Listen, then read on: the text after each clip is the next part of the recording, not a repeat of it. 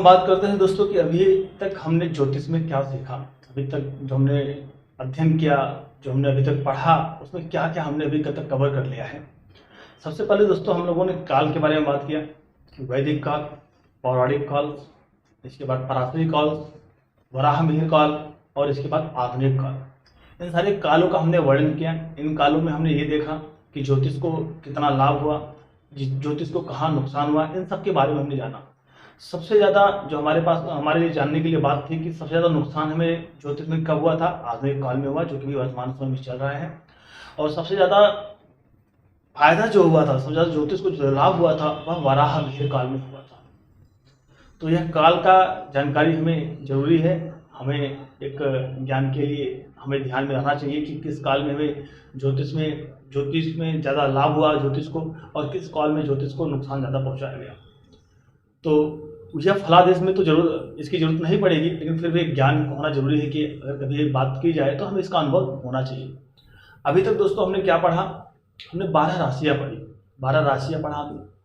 हमने राहु और केतु को समझा, हमने 9 ग्रहों को समझा कि 9 ग्रह कहाँ से हैं, कैसे हैं, इनका क्या फल होता है। हमने पृथ्वी को समझा कि पृथ्वी का कैसे फलादेश करते हैं। पृथ्वी चंद्रमा की परिक्रमा करती है तो राहु केतु वहाँ से कैसे उत्पन्न हुए, क्या उनका जो स्वरभानु का कथा था, हमने उसके बारे में समझा। 12 राशियों के स्वामी के बारे में हमने समझा कि 12 राशि के जो स्वामी होते हैं वो। हमने ग्रहों की दृष्टि के बारे में समझा कि 12 जो 9 ग्रह हैं उनकी दृष्टि कौन सी है, उनकी दृष्टियाँ कहाँ कहाँ पे पड़ती हैं, उनकी दृष्टियों का क्या फल होता है, हमने उनके बारे में समझा। अभी तक की ज्योतिष की बात करो दोस्तों, जहाँ तक हमने अभी तक पढ़ा है, इस ज्योतिष को अगर आप एक नोटबुक बनाए होंगे या तो आप इसको कंठस्थ किए होंगे, लेकिन मेरा व्यक्तिगत मानना है अगर आप इसको एक नोटबुक बनाएंगे तो नोटबुक बनाने के साथ साथ इसको आप कंठस्थ अपने आप हो जाता है। क्योंकि एक बार आप हमसे सुनते हैं, एक बार आप नोट करते हैं और तीसरी बार जब नोट करते हैं तो पढ़ते रहते हैं, तो अपने आप 70% वहाँ पे आपको क्लियर होने लगता है। और 30% जो रहता है, कभी आप फोकस करेंगे, कुंडली विश्लेषण करेंगे, कुंडली विवेचन करेंगे तो वहाँ से आपको क्लियर हो जाएगा। तो दोस्तों अब आज हम जो पढ़ेंगे, आज के बाद से जो हम पढ़ाई करना चालू करेंगे ज्योतिष के बारे में, अब इसमें हम कुछ योगों के बारे में जानेंगे। सूर्य से कौन सा योग बनता है, चंद्र से कौन सा योग बनता है, पंच महापुरुष योग कौन से होते हैं, राजयोग कौन से होते हैं, कौन से योग कारक होते हैं। इसके बाद जब हम पढ़ेंगे तो काल सर्पदोष पढ़ेंगे, मांगलिक पढ़ेंगे। काल सर्पदोष कितने प्रकार के होते हैं उनके बारे में समझेंगे। व्यक्ति मांगलिक है तो मांगलिक करता कब है, मांगलिक कटेगा कैसे, हम उसके बारे में बात करेंगे। इसके बाद अक्सर लोगों के भय ढैया और साढ़े साथी को लेकर रहता है, तो साढ़े साथी कब होता है, साढ़े साथी कैसे हम देखते हैं, ढैया कैसे देखते हैं, ढैया कितने प्रकार की होती है, हम उस पर बात करेंगे, हम उस पर अध्ययन करेंगे, उसके लिए आगे हम बात करेंगे। इसके बाद दोस्तों सबसे बड़ी बात जो हमारे पास आती है दोष के बारे में कि पितृदोष है, पितृदोष को कैसे देखें और पितृदोष का निवारण क्या होता है, पितृदोष क्या होता भी है कि नहीं होता है, हम उस पर बात करेंगे।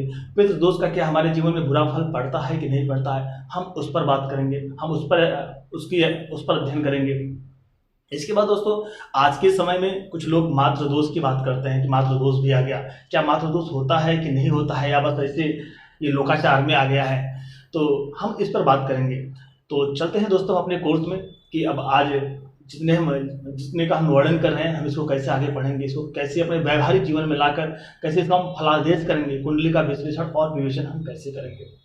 दोस्तों ज्योतिष सीखना अपने आप में एक कहते नहीं कि जिस प्रकार शास्त्रों में कहा गया है कि भूमि भवन वाहन शब्द के भाग्य में नहीं होता है, उसे ज्ञान भी शब्द के भाग्य में नहीं होता है, उसके लिए कर्म करना पड़ता है।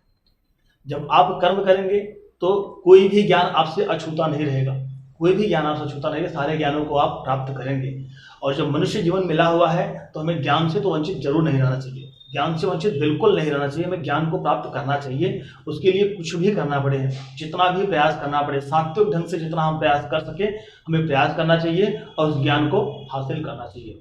ज्ञान ही एक ऐसी विद्या है जो कि हमें जीवन में उत्तरोत्तर वृद्धि करती है, परिवार में, मान समाज में हमारी परंपराओं को सही ढंग से संभालने में मदद करती है, उसको हम सही ढंग से संभाल सकते हैं जब हमारे पास ज्ञान होता है। तब बिना ज्ञान के हम कुछ नहीं कर सकते हैं, इसलिए ज्ञान जरूर प्राप्त करना चाहिए। ज्ञान कहीं से भी मिले, जो भी आपको उचित ज्ञान मिले वहां पर आप शून्य होकर ज्ञान को ग्रहण करिए। कितने भी आप बड़े ज्ञानवान हो, लेकिन जहाँ पर आपको ज्ञान मिल रहा है वहाँ पर शून्य हो जाइए, क्योंकि शून्य में हमेशा कुछ ना कुछ जुड़ता रहता है, उससे कुछ घटेगा नहीं। तो जो आपको उचित लगे, जो आपको अच्छी बातें लगे, उसको आप स्वीकार कर लीजिए। जो आपको बुरी लगे, जो आपको समझ में नहीं आती, आपको लगता है निरर्थक है, उसको त्याग दीजिए। हमेशा जीवन में सुखी रहने के लिए दोस्तों रिएक्ट कभी नहीं करना चाहिए, हमेशा हमें आपको रिस्पॉन्स करना चाहिए। जब आप अपने जीवन में रिस्पॉन्स करना सीख जाएंगे तो आप कोई भी ज्ञान हो, कोई भी जगह हो, कोई भी क्षेत्र हो, हर जगह आप अपने आप को अव्वल दर्जे पर ही पाएंगे। तो चलते हैं दोस्तों क्लास में। और कोई भी व्यक्ति ज्योतिष सीखना चाहते हैं तो नीचे दिए नंबर पर संपर्क कर सकते हैं, हमारी वेबसाइट पर विजिट कर सकते हैं। हमारा बेसिक प्रवेश का कोर्स हमारे पास है, हमारे पास बेसिक कोर्स है। इसके बाद हमारे पास प्रेडिक्टिव एस्ट्रोलॉजी है, जहां पर व्यक्ति कुंडली को देखकर आप वहां पर किसी भी व्यक्ति जन्म कुंडली को देखकर आप वहां वर्णन कर सकते हैं कि उसकी शादी कब होगी, शादी का योग कब है, पार्टनर से उसका बनेगा कि नहीं बनेगा, जो जीवन साथी होगा वो कैसा होगा, हम उसके बारे में बता सकते हैं।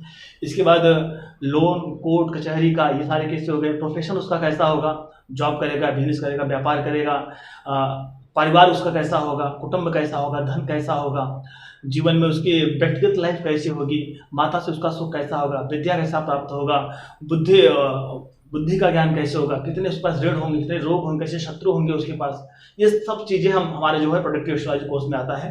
तो अगर आप इस कोर्स के लिए इंटरेस्टेड हैं तो हमारे आप बेसिक प्रोसेस के कोर्स को लेकर आप देख सकते हैं। इसके बाद बेसिक एडवांस है, इसके बाद प्रोडक्टिव एस्ट्रोलॉजी है। तो अगर आप इसके लिए इंटरेस्टेड हैं ज्योतिष सीखने के लिए तो आप हमारे इस कोर्स में इंटर कर सकते हैं, इस कोर्स को सब्सक्राइब कर सकते हैं।